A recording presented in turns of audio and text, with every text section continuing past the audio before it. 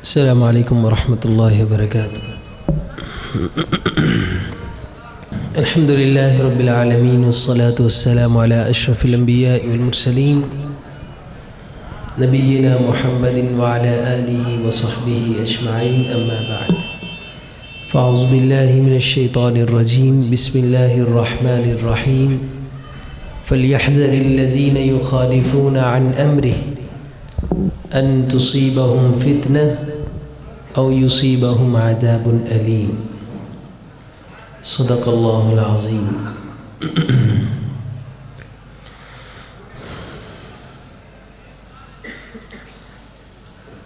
معزز سامعین کرام، 6:20 ہو گئے ہیں،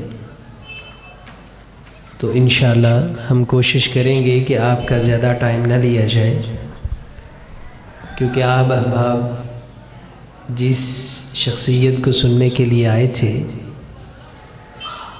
تو میں تو ان کا ادنا سا ایک شاگرد ہوں، تو یہ میرے لیے بھی آزمائش کی گھڑی ہے اور آپ کے لیے بھی آزمائش کی گھڑی ہے کہ آپ کو سننا پڑے گا، اور میرے لیے اس وجہ سے ہے کہ مجھے اپنے استاد کی مسند پہ بیٹھ کے کچھ سنانا پڑے گا، تو یہ ایک ذمہ داری کا بھی کام ہے۔ اللہ تعالیٰ استاد محترم کو صحت و ایمان والی، سلامتی والی لمبی زندگی عطا فرمائے، اور ہمارے بھائی جو اس پروگرام کا اہتمام کرتے ہیں، اللہ تعالیٰ ان سب سے مزید دین کا کام لے۔ ہمارے اس معاشرے میں سب سے بڑا آج جو ہمارے لیے چیلنج ہے، اور جو سب سے بڑا ہمارے لیے ایک مسئلہ ہے، وہ یہی ہے کہ ہم منتیں کر رہے ہیں کہ اندر آ جائیں۔ اس کو کہتے ہیں انحراف۔ کیا کہتے ہیں؟ انحراف۔ یہ سب سے بڑا مسئلہ ہمارا بنتا جا رہا ہے، اور اس پہ ہم نے کبھی توجہ نہیں دی ہے۔ کبھی آپ نے سوچا ہے، میں نے سوچا ہے، کبھی مل بیٹھ کے انسان کو ایسی باتیں ڈسکس کرنی چاہیے کہ ہمارا معاشرے میں سب سے بڑا آج مسئلہ کیا ہے؟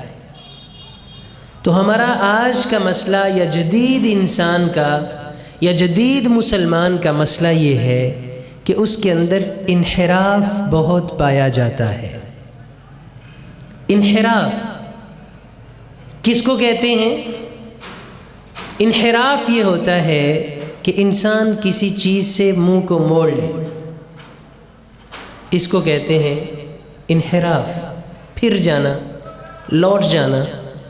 اس کی دو صورتیں ہوتی ہیں، ایک ہوتا ہے عملی انحراف اور ایک ہوتا ہے فکری انحراف۔ تو ہمارا سب سے بڑا مسئلہ جو آج بنتا جا رہا ہے وہ ہے فکری انحراف۔ فکری انحراف کیا ہے؟ بات بڑی سادہ سی سمجھا رہا ہوں نا، سمجھ آ رہی نا؟ تو فکری انحراف کیا ہے؟ عملی انحراف یہ ہے کہ ایک بندہ کہتا ہے یار میں نے نماز نہیں پڑھی۔ اچھا جی، آپ سے گناہ ہو گیا۔ اس کو احساس ہے کہ میں نے نماز نہیں پڑھی یا میں نماز نہیں پڑھتا، اس کو کہتے ہیں عملی انحراف۔ فکری انحراف یہ ہے کہ ایک بندہ نماز کو اچھا ہی نہیں سمجھتا، اس کی فکر، اس کی سوچ، اس کی عقل میں یہ خرابی ہے کہ وہ نماز کو فرض ہی نہیں سمجھتا۔ میرے محترم بھائیوں اور بزرگوں، یہ بندہ اس بندے سے بڑا مجرم ہے جو نماز نہیں پڑھ رہا۔ ایک بندہ زکوٰۃ نہیں دیتا، گناہگار ہے۔ ایک بندہ زکوٰۃ کو فرض ہی نہیں سمجھتا، اس کو کہتے ہیں فکری انحراف۔ ایک بندہ کھانا نہیں کھاتا، ایک بندہ کھانے کو اپنی ضرورت ہی نہیں سمجھتا۔ دونوں میں فرق ہے۔ ایک کھانا نہیں کھا رہا، بھئی کھا لو، نہیں میں نے نہیں کھانا۔ کھانا کھایا نہیں کھایا۔ ایک سے پوچھے میں کھانے کو اچھا ہی نہیں سمجھتا۔ یہ ہے فکری انحراف۔ یہ بندہ اس بندے سے زیادہ خطرناک ہے۔ دین اسلام، ہم سب مسلمان ہیں، ایک بندہ اپنے اس دین کو ہی اچھا نہیں سمجھتا ہے۔ ہم تھوڑا تھوڑا آہستہ آہستہ بات کی طرف بڑھیں گے۔ دین اسلام ہم سب کا دین ہے۔ ایک بندہ دین کو ہی اچھا نہیں سمجھتا، اس کے دل کے اندر طرح طرح کے خیال پیدا ہو جاتے ہیں اپنے ہی دین کے بارے میں، یہ بندہ بہت ہی سخت ترین دلدل کے اندر پھنس گیا ہے۔ اس کا علاج ہونا چاہیے، نہیں ہوگا تو یہ بندہ کفر تک چلا جائے گا۔ اس لیے ابوبکر صدیق رضی اللہ تعالیٰ عنہ نے، آپ دیکھیں زکوٰۃ میں انسان سے سستی ہو جاتی ہے، انسان ہے، لیکن جب فکری انحراف اس امت کے اندر آیا اور ایسے لوگوں کے اندر ایسا بگاڑ پیدا ہوا کہ انہوں نے کہا کہ زکوٰۃ تو اللہ کے رسول صلی اللہ علیہ وسلم کے زمانے میں تھی، اب یہ فرض ہی نہیں ہے، تو ابوبکر رضی اللہ تعالی عنہ نے ان لوگوں کے خلاف کیا کیا تھا؟ قتال، کہا یا میں ہوں یا وہ ہے۔ صحابہ نے روکا کہ آپ مسلمانوں کے خلاف اٹھیں گے؟ کہا ہاں، یہ ہے فکری انحراف۔ ہمارے معاشرے میں، ہمارے نوجوانوں کے اندر اور جدید انسان کے اندر مذہب سے فکری انحراف بہت پایا جا رہا ہے اور یہ بڑھتا ہی چلا جا رہا ہے۔ اس کی مثالیں ہم سمجھیں گے اور پھر بات کو تھوڑا سا طول دیں گے اور آخر پہ آپ سے اجازت چاہیں گے۔ اس کا علاج بھی بتائیں گے کہ ہم اس سے کیسے بچ سکتے ہیں، اس کے اسباب بھی بتائیں گے کہ یہ بڑھ کیسے رہا ہے۔ تو میرے محترم بھائیوں اور بزرگوں، تھوڑا سا آپ دل جمی کے ساتھ بیٹھیں۔ گناہ ہے طرح طرح کے، مثال کے طور پہ جھوٹ بولنا یہ گناہ ہے، ایک بندہ اس کو گناہ سمجھتا ہی نہیں۔ قتل کرنا گناہ ہے، ایک بندے سے قتل ہو گیا، ایک بندہ کسی کا قتل کرنا حلال سمجھتا ہے، دونوں میں فرق ہے۔ اور یہ ہے سب سے گمبھیر معاملہ کہ بندہ کسی کے خون کو حلال سمجھے۔ اور آج آپ دیکھ لیں تعصب اتنا بڑھتا جا رہا ہے کہ ایک فرقے والا دوسرے فرقے کو قتل کرنا حلال سمجھتا ہے۔ یہ ہے فکری انحراف، یہ اتنا گمبھیر ہے کہ اس کی توبہ بھی نہیں ہے، اس کی معافی بھی نہیں ہے۔ وہ ایک بندے سے قتل ہوا، قتل کیا 100 قتل ہوئے تھے، کتنے 100، لیکن توبہ کرنا چاہیے۔ 99 قتل تھے، مفتی کے پاس گیا تو مفتی نے آگے سے کہا نہیں لا توبۃ لک، چل پرے پاج جا، 99 مار کے آ گیا، ہن توبہ پہ ہوندی، 100 چوہا کھا کے بلی آج نو، ایسا نہیں ہوگا۔ اس نے کہا چلو اب 100 تو پورا کرتے ہیں، اس نے 100 پورا کیا۔ اب جب 100 پورا کیا تو یہ انا تھی، تکبر تھا، بہت بڑا ظلم تھا جو اس بندے نے کیا تھا اس مفتی پہ، ظلم تھا نا کہ ایک بندے کو مار دیا اس نے، 100 پورا ہو گیا، لیکن یہ بندہ قتل کرنا حلال نہیں سمجھتا تھا۔ اس کے دل کے اندر ٹینشن تھی کہ یار اتنے گناہ، 100 بندہ مار دیا میں نے، حرام تھا، یہ گناہ تھا، مجھے نہیں کرنا چاہیے تھا۔ اس کی توبہ کے لیے یہ بھاگا، پھر توبہ بھی نہ ہو سکی، معافی بھی نہ مانگ سکا، ارادہ کیا، رستے میں موت آ گئی تو قدرت بندوبست کر رہی ہے اس کی معافی کے لیے، ہے نا ایسا؟ آپ نے سنا ہے، مشہور قصہ ہے، لہٰذا آپ کو تھوڑا سا میں ٹچ دے کے آگے بڑھنا چاہوں گا کہ فرشتے آگے ہیں، جھگڑے ہو رہے ہیں، پاؤں اس طرف ہیں، دل اس طرف ہے، منہ اس طرف ہے، اللہ نے اس کو گرایا ہی ایسے کہ اس کا چہرہ اس بستی کی طرف گرے، یعنی دل اس بستی کے قریب تھا، پاؤں اس بستی کے قریب تھے جس طرف سے وہ جا رہا تھا۔ اب قدرت فیصلے فرما رہی ہے، انصاف ہو رہا ہے اور بہانے سے اس کے جنت کے انتظام ہو رہے ہیں، لیکن ایک بندہ جو کسی کے قتل کو حلال سمجھتا ہے، اس کو کہتے ہیں فکری انحراف۔ اس کے بارے میں اللہ تعالیٰ فرماتے ہیں وَمَن يَقْتُلْ مُؤْمِنًا مُتَعَمِّدًا فَجَزَاؤُهُ جَهَنَّمُ خَالِدًا فِيهَا وَغَضِبَ اللَّهُ عَلَيْهِ وَلَعَنَهُ وَأَعَدَّ لَهُ عَذَابًا۔ اللہ اکبر، دردناک عذاب۔ یعنی آپ دیکھیں کہ اللہ تعالیٰ فرماتے ہیں جو بندہ جان بوجھ کے کسی مسلمان کو مار دیتا ہے، فَجَزَاؤُهُ جَهَنَّمُ خَالِدًا فِيهَا، ہمیشہ ہمیشہ وہ جہنم میں رہے گا، وغضب اللہ علیہ، دوسرے نمبر پہ اللہ کا غضب بھی برسے گا، ولعنہ، تیسرے نمبر پہ اس پہ لعنتیں بھی ہوں گی، اور پھر اللہ تعالیٰ نے اس کے لیے دردناک قسم کا رسوا کرنے والا عذاب تیار کیا ہے، 4 سزائیں۔ تو بھائیو یہ جو فکری انحراف ہوتا ہے یہ بہت سخت ہوتا ہے، ہمارے معاشرے میں یہ دن بدن بڑھتا جا رہا ہے۔ اب تھوڑا سا مثالوں کو اور پھیلا لیں، تھوڑا سا مثالوں کو، اور یہ بڑھ کیسے رہا ہے، اس کے اسباب کیا ہے؟ آپ کو پتا ہے کہ مغرب نے سب سے زیادہ پیسہ کس بات پہ خرچ کیا ہے؟ سب سے زیادہ پیسہ اسی بات پہ خرچ کیا ہے کہ مسلمانوں کے اندر احساس کمتری پیدا کی جائے، اور اپنی تہذیب باوجود اتنی گندی ہونے کے اس کو ایسے دکھایا جاتا ہے کہ جیسے دنیا کی سب سے خوبصورت تہذیب ہی وہ ہے۔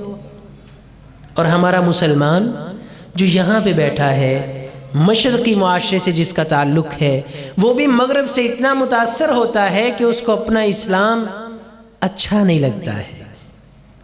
داڑھی کیوں نہیں رکھتے بعض لوگ یار مولوی کہیں گے، اس کو کہتے ہیں فکری انحراف۔ معذرت کے ساتھ آپ جو بھائی بیٹھے ہیں ناراض نہ ہوئیے گا، میں تھوڑا سا سمجھانے جا رہا ہوں کہ ہم دین کی طرف کیوں نہیں آتے بعض دفعہ، اس وجہ سے کہ لوگ باتیں کریں گے۔ احساس کمتری یہ انسان کا اتنا بڑا جو ہے وہ سبب ہے اس بات کی طرف جانے کا، اور یہ اتنی بڑی بیماری ہے کہ نعوذ باللہ اس کا علاج رسول اللہ صلی اللہ علیہ وسلم بھی صحابہ کرام کا کرتے رہے، اور پھر جن کا علاج ہو گیا وہ تو کامیاب ہو گئے، اور جن کا علاج نہ ہوا آپ کے سامنے ہے۔ تو میرے محترم بھائیوں اور بزرگوں، یہ جو چیز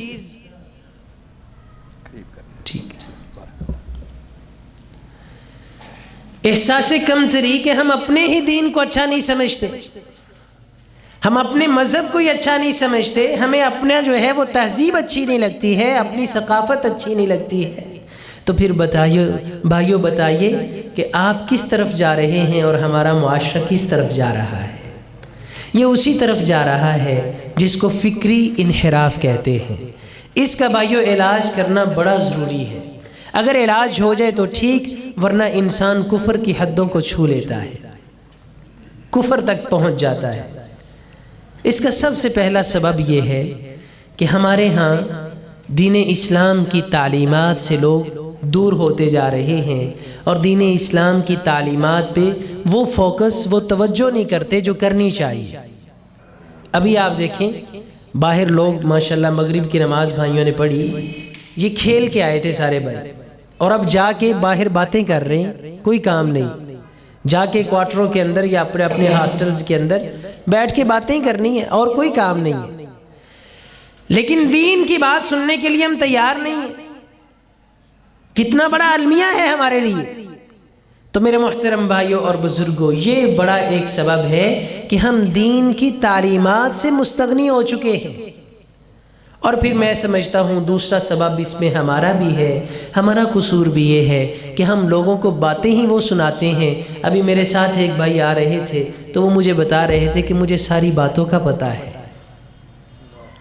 یعنی آپ دیکھیں کہ ہم نے لوگوں کو باتیں وہ بتائی ہیں۔ جب یوسف علیہ السلام کے قصوں پہ 5 6 جمعے چلتے ہیں اور ایک ہی بات بیان کی جاتی ہے، تو پھر بھائی لوگ یہی کہتے ہیں کہ مولوی نے 2 3 شعر سنانے نے چلیے گا، کو کم کریے۔ تو یہ جو چیزیں ہیں، فکری انحراف کا دوسرا سبب ہم بھی ہیں۔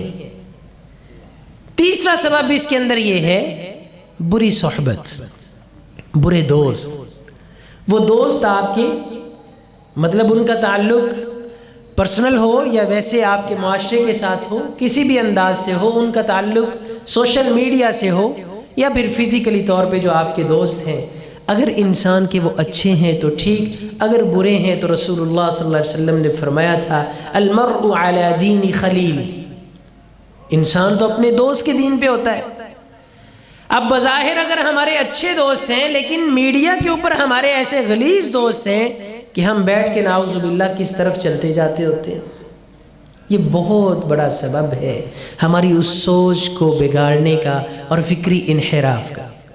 فَلْيَحْذَرِ الَّذِينَ يُخَالِفُونَ عَنْ أَمْرِهِ، اللہ تعالیٰ فرماتے ہیں ایسے لوگوں کو ڈر جانا چاہیے مجھ سے، یخالفون عن امری، جو میرے حکموں کی یا میرے دیے ہوئے احکامات کی مخالفت کرتے ہیں۔ کس بات سے ڈرنا چاہیے؟ ان تصیبہم فتنہ، کہ انہیں اللہ کی طرف سے کوئی آ کے فتنہ ہی نہ گھیر لے۔ اب فتنہ کیا ہوتا ہے؟ او یصیبہم عذاب علیم، یا اللہ کی طرف سے ان پہ دردناک عذاب ہی نہ آ جائے۔ ایسے لوگوں کو ڈر جانا چاہیے۔ میرے محترم بھائیوں اور بزرگوں، فتنہ آج کے ہمارے معاشرے میں اور شروع سے لے کے آج تک فتنے بھی دو طرح کے ہیں۔ ایک ہوتا ہے شہوات کا فتنہ۔ شہوات سے مراد انسانی خواہشات ہیں، انسان کے اندر وہ عجیب طرح کے جو اللہ تعالیٰ نے ایک جذبات رکھے ہیں، بعض فتنوں کا تعلق ان سے ہوتا ہے۔ دوسری قسم فتنوں کی ہوتی ہے شبہات۔ انسان کے دین کے اندر طرح طرح کے اشکال پیدا ہوتے ہیں، طرح طرح کی جو ہیں وہ باتیں پیدا ہوتی ہیں، طرح طرح کے وسوسے پیدا ہوتے ہیں۔ ان میں سے سب سے خطرناک فتنہ شبہات والا ہے، جس کے بارے میں اللہ تعالیٰ نے قرآن پاک میں مسلمانوں کو ڈرایا ہے۔ شبہات کا فتنہ، اسی کو دوسرے نمبر میں انحراف کہتے ہیں۔ تو میرے محترم بھائیوں اور بزرگوں، ان چیزوں کو سمجھیں کہ ہم دین سے دور کیوں ہوتے جا رہے ہیں اور ہماری سوچ کے اندر یہ چیزیں کیوں پیدا ہوتی جا رہی ہیں۔ ان کا علاج بہت ضروری ہے۔ صحابہ اکرام تو اس بات سے گھبرا جایا کرتے تھے، حتیٰ کہ صحابہ اکرام یہاں تک کہتے ہیں کہ اللہ کے رسول صلی اللہ علیہ وسلم جب ہم آپ کے پاس ہوتے ہیں تو ہمارا ایمان بہت بڑا ہوتا ہے، جب آپ سے تھوڑا سا دور چلے جاتے ہیں تو ایمان کی وہ کیفیت نہیں رہتی۔ ہمیں ڈر ہے کہ کہیں نعوذ باللہ دوسری طرف تو نہیں چلے جاتے۔ تو رسول اللہ صلی اللہ علیہ وسلم کے صحابہ یعنی یہاں تک اس بات کا خیال کیا کرتے تھے کہ ہماری سوچ کے اندر تبدیلی کیوں آ جاتی ہے، اور ہمارے نوجوان یا ہم سب اس بات پہ کبھی ہم نے سوچا ہی نہیں ہے۔ میرے محترم بھائیوں اور بزرگوں، چوتھے نمبر پہ یہ بات ذہن نشین کر لینی چاہیے۔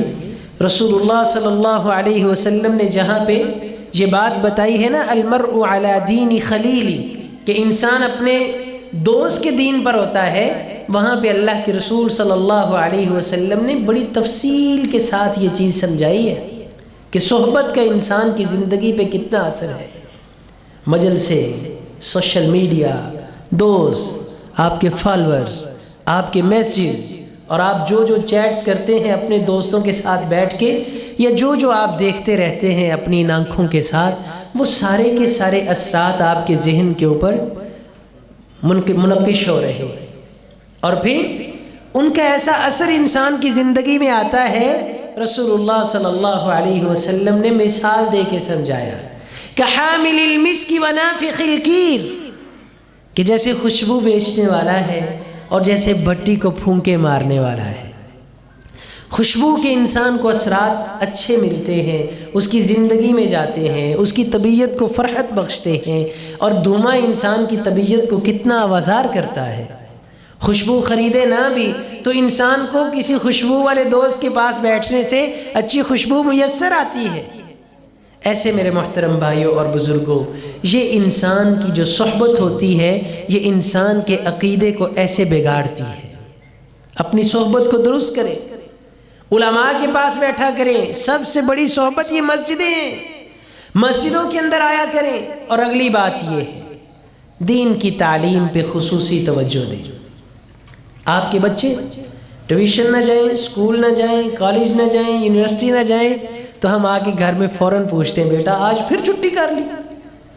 نہیں، آپ نہیں سدھرو گے، آپ ایسے کرو گے، آپ ایسے کرو گے۔ فون اٹھاتے ہیں، کبھی کس کو کال، کبھی کس کو کال۔ رشتہ داروں کو بتاتے ہیں کہ یار یہ میرا بچہ بگڑ رہا ہے، اس کو سنبھالو، اس کو سمجھاؤ۔ ماموں کو کال کی، چاچو کو کال کی، فلاں کو کی۔ گھر کے اندر ایک طوفان برپا ہو جاتا ہے۔ بچہ سوچتا ہے میں نے کیا کیا ہے یار اتنا بڑا، جو اتنا بڑا پتنگڑ بن گیا ہے۔ لیکن کبھی ہم نے یہ نہیں پوچھا ہے یا کبھی ہم نے اس بات پہ توجہ نہیں دی ہے کہ میرا بیٹا دین کے کتنے معاملات سیکھ چکا ہے۔ قرآن بھی اس نے پڑھا ہے یا نہیں پڑھا ہے، بلکہ والدین تو بڑے پیار کے ساتھ اپنے بچوں کو، خصوصی طور پہ جنہوں نے گھروں کے اندر ٹیوشن کا اہتمام کیا ہوتا ہے، بڑے پیار سے اپنے بچوں کو چھٹی کرواتے ہیں۔ کوئی بات نہیں بیٹا، آج آپ رہنے دو، میں قاری صاحب کو کہہ دیتا ہوں۔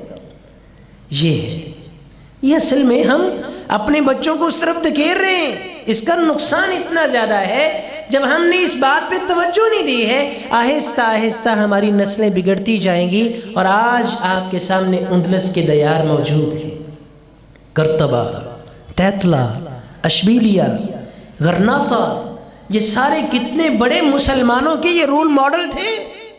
جیسے آج مدینہ الرسول ہے صلی اللہ علیہ وسلم، آج لوگ مدینہ شریف کہتے ہیں نا، تو اس دور میں لوگ کہتے ہوں گے غرناطہ شریف، اشبیلیہ شریف، یعنی اس کے اندر اتنے بڑے علماء تھے، اتنی بڑی لائبریریاں تھیں، مسلمانوں کی سرچ کا اتنا کام ہوتا تھا۔ اندلس کے دیار آج بھی گواہی دیتے ہیں کہ یہاں پہ مسلمان ایک وقت اپنی حکومت کیا کرتے تھے، لیکن آج یقین جانے لوگ وہاں پہ جاتے ہیں، وہ دیار، وہ مسجدیں اذانوں کے لیے ترس رہی ہیں۔ کن کے ہاتھ میں؟ ہم نے اپنی قوم کا مستقبل ہی نہیں بنایا ہے، اپنے بچوں کو سمجھایا ہی نہیں ہے، تو پھر آہستہ آہستہ ان کے اندر وہی چیز آتی گئی، وہی چیز بدلتی گئی، انحراف ہوتا گیا، اپنے دین سے بیزار ہوتے گئے۔ اور بیزاری کا عالم یہ بڑھا کہ جب وہاں پہ عیسائیوں نے حملہ کیا تھا تو لپک کے مسلمانوں نے عیسائیت کو قبول کر لیا تھا۔ آج یہاں پہ بیٹھے لوگ ان لوگوں کی باتیں کرتے ہیں جن کے پاس تہذیب ہی کوئی نہیں ہے۔ اپنی تہذیب ہونے کے باوجود، اسلام کے باوجود، اللہ رب العزت تو فرماتے ہیں کہ اس کے بعد بھی کسی دین کی ضرورت ہے۔ وَمَن يَرْغَبُ عَن مِّلَّةِ إِبْرَاهِيمَ إِلَّا مَن سَفِهَ نَفْسَهُ، کوئی بیوقوف ہی دین اسلام سے بے رغبت ہوگا، ورنہ دین اسلام تو مکمل ضابطۂ حیات ہے۔ آج ہمیں شرم آتی ہے، یہ جو شرم ہے نا، یہ بھی تھوڑا سا اکیلے بیٹھ کے سوچنا کہ یار مجھے دین کے اوپر عمل کرتے ہوئے کیوں شرم آتی ہے۔ میں آپ کو بتاؤں ایک بات، دینی تعلیم کی ہم بات کر رہے ہیں کہ یہ تعلیم سیکھنے کے انداز ہوتے ہیں۔ تعلیم صرف اداروں سے نہیں ملتی، تعلیم میڈیا سے مل رہی ہے، معاشرے سے مل رہی ہے، خاندان سے مل رہی ہے، اپنے دوستوں سے مل رہی ہے، کالجز سے مل رہی ہے، یونیورسٹیز سے مل رہی ہے، یعنی ہر جگہ سے انسان ساری زندگی سیکھتا ہی رہتا ہے۔ آپ کہیں پہ گئے، یار مجھے تو آج پتہ چلے یہاں پہ ہوٹل کھل گیا، گویا کہ آپ کے ذہن نے ایک نئی بات سیکھی ہے کہ یہاں پہ ایک ہوٹل بھی ہے۔ یعنی ساری زندگی انسان سیکھتا رہتا ہے، ضروری نہیں کہ تعلیمی اداروں سے سیکھے۔ اب آپ ہی بتائیں ہمارے بچے باہر سے کیا سیکھتے ہیں، اور ہم نے ان کا سد باب کیوں نہیں کیا ہے؟ جب ہم نے نہیں کیا ہے تو یقین جانے ان کی نسلیں جو آگے آنے والی ہیں وہ اتنی خطرناک ہیں کہ ہم سوچ نہیں سکتے۔ ابراہیم علیہ السلام کو آپ دیکھیں، نسل نو کی اتنی فکر ہے کہ اپنے بچے کو وہاں سے بتوں کے شہر سے اٹھا رہے ہیں اور لا کے بیت اللہ کے دامن میں جہاں پہ کوئی بشر آباد نہیں ہے وہاں پہ لا کے ان کو آباد کر رہے ہیں، اور کیا کہہ رہے ہیں؟ ربنا انی اسکنت من ذریتی بواد غیر ذی زرع عند بیتک المحرم۔ اللہ میں جانتا ہوں یہاں پہ کوئی بھی نہیں ہے، بتاتے ہیں اے اللہ انی اسکنت من ذریتی، میں نے اپنی نسل نو کو یہاں پہ آباد کر دیا ہے، غیر ذی زرع، ایک ٹانڈا بھی نہیں ہے جو یہاں پہ ہلتا ہو، ایک پتا بھی نہیں ہے کسی درخت کا جو یہاں پہ موجود ہو۔ کیوں میں لا کے یہاں پہ بٹھا رہا ہوں اپنی بیوی کو اور اپنے چھوٹے سے بچے کو یہاں پہ؟ ربنا لیقیموا الصلاۃ، سبحان اللہ، اللہ اس وجہ سے کہ یہ میرا بیٹا بڑا ہوگا، میری بیوی تیرے گھر کے پاس جو ہے نمازیں پڑھے گی اور میری نسل نیک چل پڑے گی۔ فَجْعَلْ أَفْئِدَةً مِّنَ النَّاسِ تَهْوِي إِلَيْهِمْ، اے اللہ اب میں تجھ سے یہ کہتا ہوں یہ میرا نیک عمل قبول فرما لے، اب لوگوں کے دل ذرا اس گھر کی طرف پھیر دے، دور دراز سے لوگ اس گھر کی زیارت کرنے کے لیے آئیں۔ اور آج آپ دیکھ لیں بیت اللہ شریف کتنا آباد ہے، یہ صرف ابراہیم علیہ السلام کی دعاؤں کا ثمر ہے۔ کوئی نہیں تھا وہاں پہ، لیکن نسل نو کی فکر کی ہے۔ بھائیوں، ہم جو یہاں پہ بیٹھے ہیں، ہم میں سے کتنے بچوں والے ہیں، ذرا فکر کرے تھوڑا سا کہ ہمارے بچے کس طرف جا رہے ہیں۔ اور جو یہاں پہ جوان بیٹھے ہیں، وہ یہ سوچے کہ ہمارے اندر یہ چیزیں تو نہیں آ رہی، اگر آ رہی ہیں تو ان کا علاج کریں۔ تعلیم، دینی تعلیم بہت ضروری ہے۔ جہاں پہ آپ سب کچھ سیکھتے ہو، وہاں پہ یہ بھی سیکھو کہ اللہ رب العزت کس بات کا حکم دیتے ہیں، علاج بھی ساتھ ہے۔ دین سے جب ہم دور ہوتے ہیں تو یہی حال ہوتا ہے۔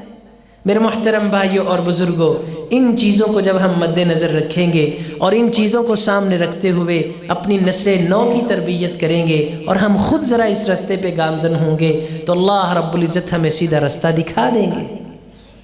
اللہ رب العزت خود فرماتے ہیں ان ھذا صراطی مستقیما فاتبعوه ولا تتبعوا السبل فتفرق بكم عن سبیلہ ذالکم وصاکم بہ، یہی میرا رستہ ہے، تم اسی پہ چلتے رہنا، آس پاس نہ دیکھنا، اس طرف بھی نہ دیکھنا، اس طرف بھی نہ دیکھنا۔ میرے محترم بھائیوں اور بزرگوں، یہ اسباب ہے ہمارے معاشرے کے اندر فکری انحراف کے پھیلنے کے۔ اسی کے ساتھ ساتھ چھٹے نمبر پہ جو چیز ہمارے معاشرے کے اندر سب سے زیادہ پائی جا رہی ہے وہ ہے بحث و مباحثہ، تکرار۔ بعض بھائیوں کے پاس تو علم نہیں ہوتا، بعضوں کے پاس علم ہوتا ہے، لیکن وہ کہتے ہیں نا تمہارا لہجہ بتا رہا ہے، تمہاری تحقیق نہیں ہے۔ ان کو الجھنے کا بڑا شوق ہوتا ہے، مسائل سے آگاہی نہیں، کوئی دسترس نہیں ہے، لیکن علماء سے الجھنے کا، معاشرے سے الجھنے کا، ادھر میرے نال مناظرہ کر لے تو ویکھ لینے کیڑا صحیح ہے کیڑا غلط ہے۔ یہ جو باتیں ہیں یہ اصل میں اس بندے کی طرف اشارہ کرتی ہیں یا اس سوچ کی طرف اشارہ کرتی ہیں جو بندہ انحراف کا شکار ہو چکا ہے۔ یہ بندہ سیدھے رستے پہ نہیں ہے، علماء کا یہ طریقہ نہیں ہے، مومنین کا یہ طریقہ نہیں ہے کہ آؤ جی میرے ساتھ الجھو، بلکہ رسول اللہ صلی اللہ علیہ وسلم نے تو یہاں تک فرمایا من تعلم العلم لیباہی بہ العلماء، جو بندہ اس وجہ سے علم حاصل کرتا ہے تاکہ اس سے بحثے، علماء سے بحث کرے، اچھا تسی مسئلہ دس ہے ذرا مینوں دسو تسی یہ کی ہے، میں دینج کیتا ہے، فلان ایسے کیا ہے، فلان ایسے کیا ہے۔ ایک ہوتا ہے مسائل سے آگاہی لینا، اس میں کوئی شک نہیں ہے، سوال کرنے چاہیے، پوچھنے چاہیے، علم کو بڑھانا چاہیے۔ لیکن آج کل ہمارے معاشرے کے اندر خصوصی طور پہ آپ میڈیا کو تو سنتے ہیں نا، کوئی حل نہیں ہے۔ ابھی آپ میڈیا، کسی بھی الیکٹرانک میڈیا کا آپ کوئی بھی چینل کھول لیں، وہاں پہ بحث و مباحثہ اور تکرار ہو رہا ہوگا، کچھ بھی نہیں ہے اس کے اندر، صرف ریٹنگ کے لیے اور 30 منٹ لوگوں کے ضائع کرنے کے لیے دونوں طرح کے لوگ بٹھائے ہوتے ہیں، ایک بات کر رہا ہے دوسرا انکار کر رہا ہے، ایک بات کر رہا ہے دوسرا انکار کر رہا ہے، اور بیچ میں اینکر بیٹھا مسخرے اڑا رہا ہے۔ اور ہمارے جو لوگ ہیں وہ ان سے خبریں لے لے کے پھر کسی ہوٹل کے اوپر بیٹھ کے، اپنے گھر کے اندر بیٹھ کے، اپنے والد کے سامنے بیٹھ کے بحث و جدال کر رہے ہوتے ہیں، لو جی ابا جی ایسے ہو گیا، وہ ایسے ہو گیا۔ میرے محترم بھائیوں اور بزرگوں، اس چیز نے ہمارے معاشرے کو فکری انحراف کا شکار کیا ہے۔ ادخلہ اللہ النار، نبی کریم علیہ السلام نے فرمایا جو بندہ علم اس لیے سیکھتا ہے کہ علماء سے بحثے یا جاہلوں سے بحث و مباحثہ کرے، یا پھر اس وجہ سے کہ نئی نئی چیزیں میں لوگوں کو بتاؤں گا، لوگ میری باتوں سے بڑے متاثر ہوں گے، لا حول ولا قوت الا باللہ، نبی صلی اللہ علیہ وسلم فرماتے ہیں ایسے بندے کو اللہ تعالیٰ جہنم کا ایندھن بنائیں گے۔ فکری انحراف کی علامت ہے۔ میرے محترم بھائیوں اور بزرگوں، اس لیے ہمیں چاہیے کہ ہم ذرا ان چیزوں سے باہر آئیں اور آخری بات بیان کر کے ہم علاج بتا کے اپنی بات کو ختم کرتے ہیں۔ تربیت کی طرف تھوڑی سی توجہ دیں۔ تربیت بہت ضروری ہے۔ پڑھنا پڑھانا یہ تو ہر ایک کے لیے آسان ہوتا ہے، لیکن اس کو عملی جامہ پہنانا یہ بہت مشکل ہے۔ آپ جو باتیں سنتے ہیں کوشش کریں اس کو دل کے اندر جگہ دینے کی اور زندگی میں اپنانے کی۔ ابھی جو باتیں ہم سن رہے ہیں، اللہ سے ہم دعا کرتے ہیں کہ اللہ تعالیٰ سب سے پہلے مجھے پھر ہم سب کو عمل کی توفیق عطا فرمائے۔ عمل بہت ضروری ہے، عمل کے بغیر کوئی فائدہ نہیں ہے، اسی کو تربیت کہتے ہیں۔ میرے محترم بھائیوں اور بزرگوں، اس کے لیے ہم سب کو اپنے اپنے میدان کے اندر کام کرنا ہے۔ صرف آپ اساتذہ پہ نہ چھوڑیں، صرف مولویوں پہ نہ چھوڑیں۔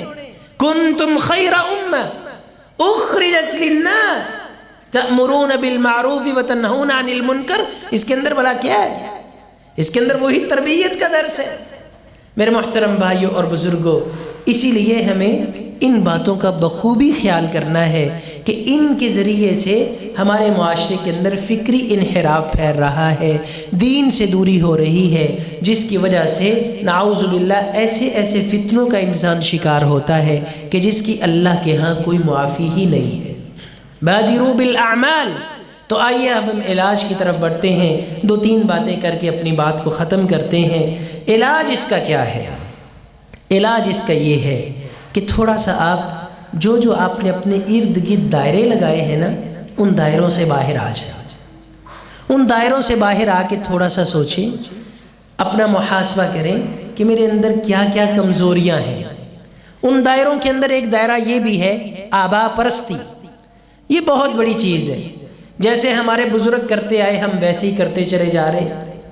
ہم نے کبھی خود سے کسی چیز کو سیکھا ہی نہیں ہے۔ خصوصی طور پہ دین کے معاملے کے اندر اللہ کے بندو، ایک بندہ اگر حکیم ہے نا، ایک بندہ اگر حکیم ہے تو اس کا بیٹا کوشش کرے گا کہ میں ایک بہت بڑا سرجن بنوں، ابا جیسا نیم حکیم نہ بنوں۔ لیکن مذہب کا جب معاملہ آتا ہے تو جیسے ابا جی کر رہے ہیں میں ویسے ہی کروں گا۔ یہ کیا بات ہے کہ دنیا داری کے معاملے کے اندر ہم چاہتے ہیں کہ میرے ابا سے جو کمزوریاں ہو گئی ہیں میں اس سے تھوڑا سا اور آگے بڑھوں، کیونکہ ابا جی تو اپنی زندگی گزار چکے ہیں۔ اگر ابا جی کو بٹنوں والا موبائل چلانا آتا ہے نا تو بچہ یہ سوچے گا میں آئی ٹی کے اندر ماہر بنوں۔ نہیں یار، اب گزارا نہیں ہے۔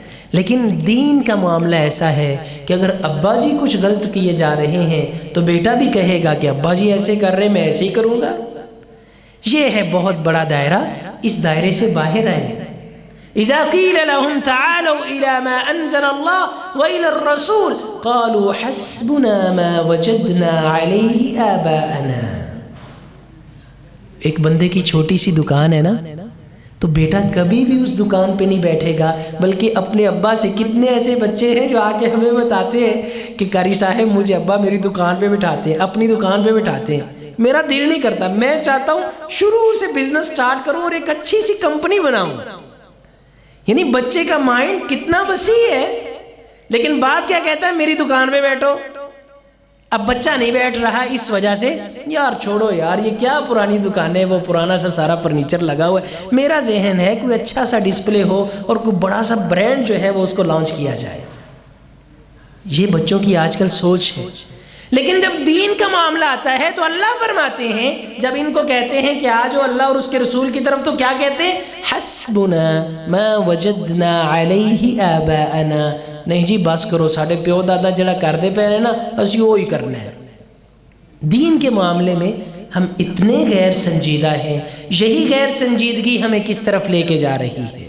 تو بھائیوں، ان دائروں کو توڑیں، تھوڑا سا باہر نکلیں، خود پڑھیں، خود سمجھیں، دین کے ساتھ جڑیں، دین کی تعلیم حاصل کریں، تو پھر ہم اس انشاءاللہ فکری انحراف سے بچ سکتے ہیں۔ دوسرے نمبر پہ جو کرنے والا کام ہے میرے محترم بھائیوں اور بزرگوں، وہ بڑا ہی مشکل ہے، بڑا ہی مشکل ہے۔ بے حیائی کے جتنے ہتھ کنڈے ہیں ان سے بچ جائیں، جتنے ہتھ کنڈے ہیں، تفصیل کی ضرورت نہیں ہے۔ اور ہمارے ہاں تو بے حیائی کا جو کلچر ہے وہ اتنا بڑھ رہا ہے، اتنا بڑھ رہا ہے، لوگ اس سے اتنے متاثر ہوتے جا رہے ہیں، اتنے متاثر ہوتے جا رہے ہیں کہ الامان والحفیظ۔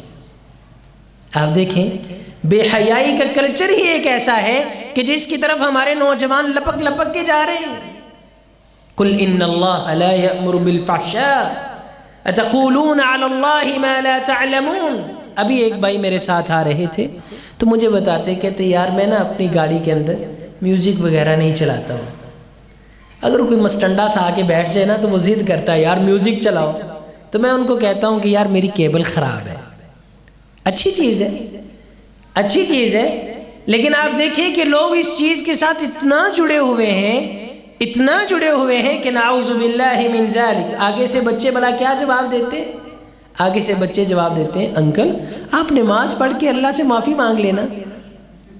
یعنی آپ دیکھیں کہ بچوں کے پاس اتنی تعلیم ہے کہ نماز سے اللہ گناہ معاف کر دیتے ہیں، لیکن یہ نہیں پتا ہے کہ جس گناہ پہ انسان اصرار کرتا ہے وہ گناہ اللہ کے ہاں سب سے سنگین ترین جرم ہوتا ہے. اس کو کہتے ہیں فکری انحراف. گناہ کو انسان حلال سمجھ کے کرے، گناہ کو حلال سمجھ کے کرے یا اللہ کی رحمت کی امید رکھ کے انسان گناہ کرے، ایسے بندے کی کوئی معافی نہیں ہے. قرآن پاک کا گواہ ہے اس بات کا. لا يحب اللہ الجہر بالسوء من القول الا من ظلم. ایک تو اللہ اس چیز کو پسند نہیں کرتے کہ انسان گناہ بتاتا پھرے، اور دوسرے نمبر يسروا على ما فعلوا وهم يعلمون. اللہ رب العزت فرماتے ہیں توبہ ان لوگوں کی میں قبول کرتا ہوں جو گناہ کر کے پشیمان ہوتے ہیں. والذین اذا فعلوا فاحشہ، جو بندے جن سے کوئی برائی ہو جاتی ہے پھر اللہ کا ذکر کرتے ہیں، معافی مانگتے ہیں. لم يسروا على ما فعلوا، لیکن اس بات پہ اصرار نہیں کرتے، اس گناہ پہ اصرار نہیں کرتے جو انہوں نے کیا ہوتا ہے. میرے محترم بھائیوں اور بزرگوں، یہ چیز ہمارے اندر بڑی ہے کہ انسان گناہ کو حلال سمجھ کے کرتا ہے یا رحمت کی امید رکھ کے کرتا ہے. تو دوسری چیز ہم آپ کو یہ سمجھا رہے تھے کہ بے حیائی کے تمام ہتھ کنڈوں سے بچ جائیں، کیونکہ واضح سی بات ہے، کتنی دفعہ ہم نے بھائیوں کو بتایا ہے، الحیاء والایمان قرناء جمیعا. نبی صلی اللہ علیہ وسلم نے فرمایا حیا اور ایمان یہ اکٹھے ہی رہتے ہیں، الگ الگ نہیں ہوتے. کہ انسان بے حیا بھی ہو اور مومن بھی ہو، کبھی نہیں. بے حیا بھی ہو اور مومن بھی ہو، کبھی نہیں. یا با حیا ہوگا مومن بھی ہوگا، بے حیا ہوگا تو مومن نہیں ہوگا. الحیاء والایمان قرناء جمیعا، یہ دونوں دوست ہیں، اکٹھے ہی رہتے ہیں. اگر حیا چلا گیا تو ایمان آٹومیٹکلی چلا جاتا ہے، اگر ایمان آتا ہے تو حیا بھی ساتھ آ جاتا ہے. تو اس لیے ہم یہ جو سوچتے ہیں نا کہ ہم مسلمان ہیں، ہم ایسے ہیں، ہم ایسے ہیں، اور ساتھ ہم اللہ کی رحمتوں پہ یقین بھی رکھتے ہیں، اور ساتھ ساری ساری رات فلمیں بھی دیکھتے ہیں. یقین جانے ایک بھائی مجھے بتا رہے تھے، بھائی نے کیا، ہمارے ہر بچے کی یہ کہانی ہے، رات کو نیند نہیں آتی اس وقت تک، بس عشاء کا ٹائم ہونے والا ہے، تھوڑا سا ٹائم ہے، رات کو اس وقت تک نیند نہیں آتی ہے جب تک بچے ایک دو موویاں نہ دیکھ لیں. اب یہ کوئی منہ چھپانے والی بات نہیں بھائی، ہر بچے کی یہ کہانی ہے. نعوذ باللہ من ذالک. میں نے بڑے بڑے پڑھے لکھے لوگ دیکھے، جب ان سے بات ہوتی، لو جی فلاں ڈرامہ ہی تو دیکھتا ہوں، اس میں کیا گناہ ہے؟ لا حول ولا قوت الا باللہ.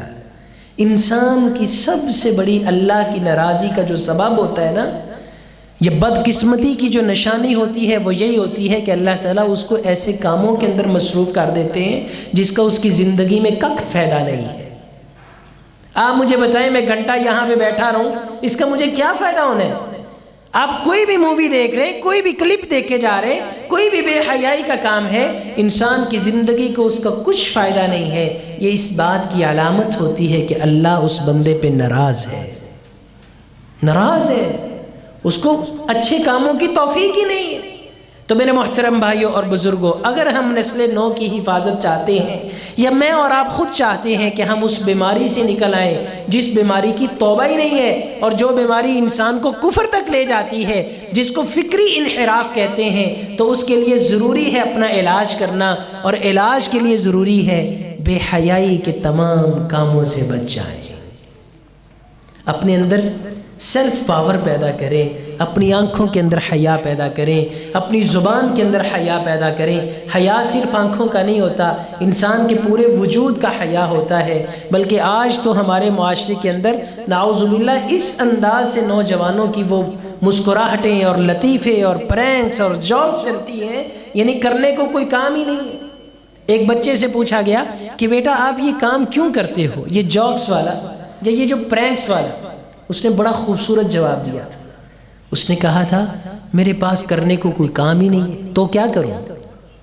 یعنی ہم اتنے ویلے لوگ ہیں، اتنے فارغ لوگ ہیں ہمارے بچے کہ کام نہیں کریں گے، لیکن ایسی بدمستیوں پہ ان کے پاس اتنا ٹائم ہے نعوذ باللہ من ذالک۔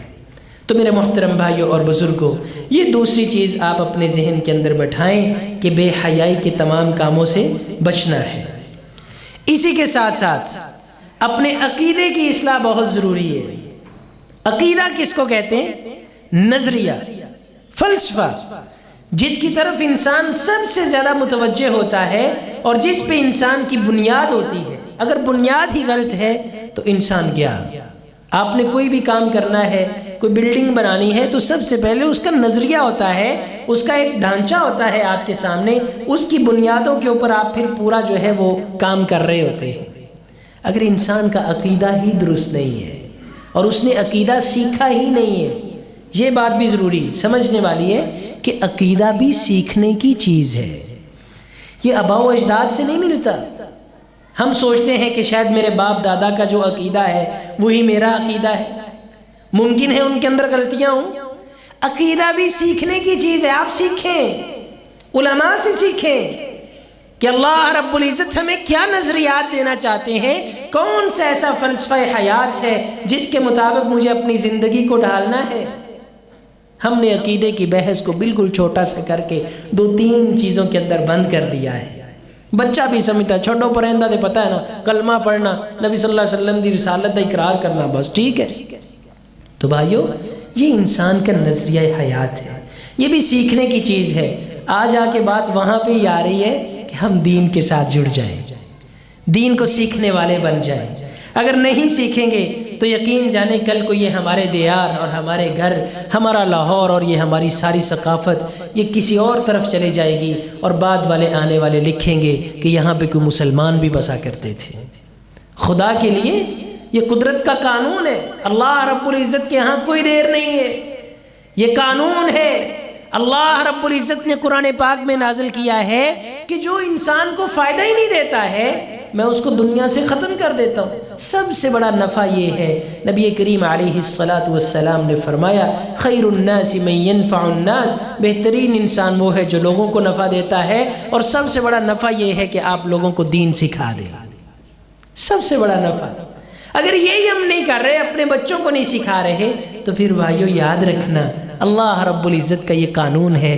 قرآن پاک میں اللہ نے یہ مثال دی ہے پانی اور جھاگ کی، ہم نے جمعہ کے اندر بیان کی تھی آج سے 1.5 سال پہلے، کہ ضرب اللہ مثلا، اللہ رب العزت نے مثال دی ہے، انزل من السماء ماء فسالت اودیۃ بقدرها فاحتمل السیل زبدا رابیا۔ اللہ پانی کو نازل کرتے ہیں، پانی کیسے ٹکراتا چٹانوں سے، پتھروں سے، نالوں کے اندر جب بہتا ہے تو اس کے اوپر جھاگ آ جاتی ہے۔ اب جھاگ چونکہ کسی کام کی نہیں ہے، تو اللہ تعالیٰ فرماتے ہیں اما الزبد فیذهب جفاء۔ اتنی زیادہ جھاگ، سمندروں میں کتنی جھاگ ہوتی ہے، لیکن چونکہ جھاگ کا انسان کو کوئی فائدہ نہیں ہے، تو قدرت کا یہ قانون ہے، جس انسان کا بھی کسی انسان کو کوئی فائدہ نہیں ہے، اللہ تعالیٰ اس کو جہاں سے مٹا دیتے ہیں۔ یہ قانون ہے، خدا کی قسم یہ قانون ہے۔ قرآن پاک میں اللہ نے فرمایا فَأَمَّا الزَّبَدُ فَيَذْهَبُ جُفَاءً، جو جھاگ ہے اس نے چلے جانا ہے، وَأَمَّا مَا يَنْفَعُ النَّاسِ فَيَمْكُثُ فِي الْأَرْضِ كَذَلِكَ يَضْرِبُ اللَّهُ الْأَمْثَالِ۔ اور جو پانی ہے اللہ فرماتے ہیں ہم اس کو زمین کے اندر ٹھہرا دیتے ہیں، میں ایسے ہی مثالیں دے دے کے اپنے بندوں کو سمجھاتا ہوں۔ یہ اللہ کیا سمجھانا چاہتے ہیں اس کے اندر؟ یہی سمجھانا چاہتے ہیں کہ اگر انسان دوسروں کے لیے فائدہ مند زندگی بسر کرے گا تو ہی اس جہاں کے اندر اس کا نام ہوگا، نہیں تو انسان جھاگ کی طرح مٹ جائے گا۔ تو سب سے بڑا نفع یہ ہے کہ ہم دین کی تعلیمات دیں، سکھائیں ایک دوسرے کو، خود بھی سیکھیں۔ تیسرا علاج یہ ہے اصلاحی تقریبات، اصلاحی مجلسیں، جتنے ایسے پروگرام ہوتے ہیں کوشش کیا کریں ان کو اٹینڈ کرنا، یا کوشش کیا کریں ایسے جلسے، ایسی محفلوں کے انعقاد کے لیے اپنے گھروں کے اندر، اپنے محلوں کے اندر، اپنے معاشرے کے اندر، اس سے انسان کی بہت زیادہ اصلاح ہوتی ہے، بہت زیادہ اصلاح ہوتی ہے۔ پھر رسول اللہ صلی اللہ علیہ وسلم نے باقاعدہ طور پہ ایسی مجلسوں کے بارے میں فرمایا تھا کہ ان کے اوپر تو اللہ کی رحمتیں نازل ہو رہی ہوتی ہیں۔ اب جب رحمتیں نازل ہوتی ہیں تو گویا کہ اس دل سے اللہ رب العزت کی جانب سے سیاہیاں ختم ہو رہی ہوتی ہیں۔ بادروا بالاعمال، نبی کریم علیہ الصلاۃ والسلام کا فرمان یہ بھی ہے کہ تم اعمال کرنے میں جلدی جلدی کیا کرو۔ تو اس کے اندر کیا وجہ ہے؟ یہی وجہ ہے کہ انسان کی زندگی کا کوئی پتہ نہیں ہے۔ فتنے انسان پہ اس انداز سے اثر انداز ہوتے ہیں کہ جب صبح کرتا ہے مومن ہوتا ہے، شام کرتا ہے تو کافر ہوتا ہے۔ چٹائیوں کی طرح عودن عودن کے الفاظ بھی ملتے ہیں کہ انسان کے دلوں پہ ایسے فتنے اثر انداز ہوتے ہیں اور پھر اس کی وجہ سے اس کا دل کالا ہو جاتا ہے۔ لیکن ایسی مجلسیں لگانے سے اللہ رب العزت کی جانب سے رحمتوں کے ساتھ اس کا دل پاک اور صاف اور شفاف ہو جاتا ہے۔ میرے محترم بھائیوں اور بزرگوں، ہم اپنے موضوع کو سمیٹنے کی طرف جا رہے ہیں۔ اپنے بچوں کو سلف صالحین کا تعارف بھی کروایا کریں۔ خود جو بیٹھے ہیں یہاں پہ نوجوان، وہ خصوصی طور پہ نبی کریم علیہ الصلاۃ والسلام کی سیرت کا مطالعہ کریں، اصحاب رسول صلی اللہ علیہ وسلم کو پڑھیں۔ اس سے انسان کی زندگی میں ایسا نور پیدا ہوتا ہے۔ قرآن پاک میں اللہ تعالیٰ نے نیک بندوں کی مثالیں کیوں دی ہیں؟ اس وجہ سے کہ مسلمانوں کے ایمان اس سے بڑھتے ہیں۔ کافروں کی بھی مثالیں دی ہیں اس وجہ سے کہ انسان اپنی تاریخ سے سبق سیکھتا ہے۔ تو سلف صالحین کے قصوں کو دہرانا، ان کو یاد کرنا اور سب سے زیادہ رسول اللہ صلی اللہ علیہ وسلم کی سیرت کا مطالعہ کرنا، یہ اس قدر اہم ہے کہ نبی کریم علیہ الصلاۃ والسلام کی ساری زندگی باعث رحمت ہے۔ لقد کان لکم فی رسول اللہ اسوۃ حسنہ۔ آخری بات بیان کر کے ہم اپنی بات کو ختم کرتے ہیں۔ ہمارے معاشرے کے اندر ایک گیپ پایا جاتا ہے نوجوانوں کے اندر اور بڑوں کے اندر۔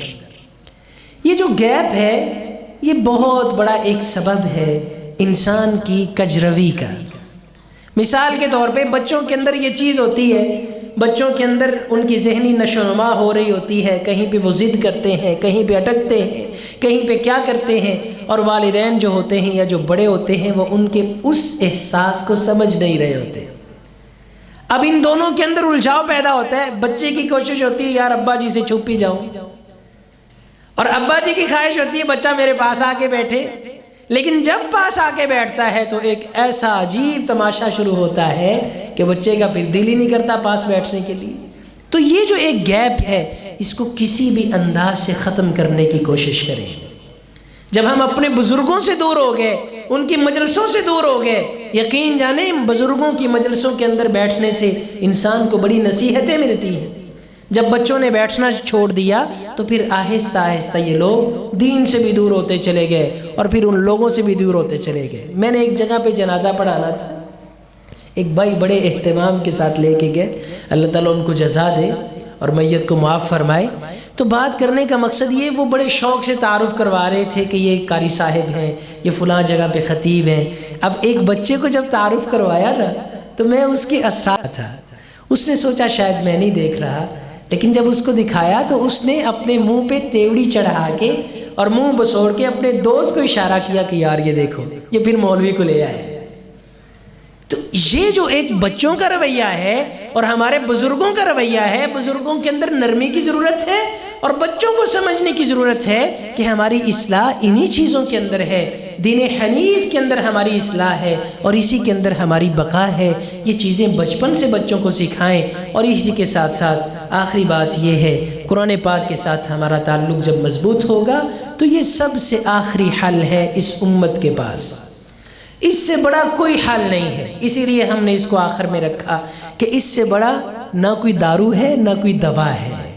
فیہ شفاء للناس، اللہ رب العزت نے فرما دیا وَنُنَزِّلُ مِنَ الْقُرْآنِ مَا هُوَ شِفَاءٌ وَرَحْمَةٌ لِّلْمُؤْمِنِينَ، ہم نے قرآن پاک کو نازل کیا جس کے اندر لوگوں کے لیے شفا ہی شفا ہے۔ تو جتنے بھی فتنے انسان کے اوپر حاوی ہوتے ہیں، آپ قرآن پاک کے ساتھ اپنا دل لگائیں، اکیلے بیٹھیں، قرآن پہ تدبر کریں، غور و فکر کریں، اس کے ترجمے کو پڑھیں اور اس کی تلاوت کریں جتنی ممکن ہو سکتی ہے۔ جتنا قرآن سے دل لگے گا ہمارے دل کے زنگ اتنے دور ہوتے چلے جائیں گے اور ہماری سوچ کا زاویہ اتنا درست ہوتا چلا جائے گا۔ یہ ہے فکری انحراف کا علاج، اور یہ وہ صورتیں ہیں جو آج ہم نے آپ کے سامنے پیش کی ہیں۔ یہ میرے محترم بھائیوں اور بزرگوں، ہمارا آج کا سب سے بڑا چیلنج ہے، صرف اس محفل کا نہیں بلکہ ہمارے پورے معاشرے کا، کہ ہمارے بچے اور ہم سب دین سے دور ہوتے چلے جا رہے ہیں۔ تھوڑا سا بیٹھ کے خود بھی سوچئے گا کہ میں کیوں دین کے احکامات کے اوپر مکمل طریقے سے عمل نہیں کرتا، کیا کیا وہ چیزیں ہیں جو مجھے روکے ہوئے ہیں، اور پھر ذرا ان کے ساتھ جہاد کیجئے، ان سے لڑیے۔ سب سے بڑا جہاد یہی ہے کہ انسان اپنے نفس کے ساتھ جہاد کر لے۔ اللہ رب العزت ہم سب کی اصلاح فرما دے، اور ہم سب کے یہ جو فکری پہلو ہیں جو آج کل کجروی کا شکار ہیں، اللہ تعالیٰ ان کی درستی فرما دے، اور ہمارے عقیدوں کی بھی اصلاح فرما دے، ہمارے بچوں کی درستی فرما دے، ان کی اصلاح فرما دے، ہمارے بیماروں کو شفا عطا فرما دے۔ وآخر دعوانا ان الحمد للہ رب العالمین۔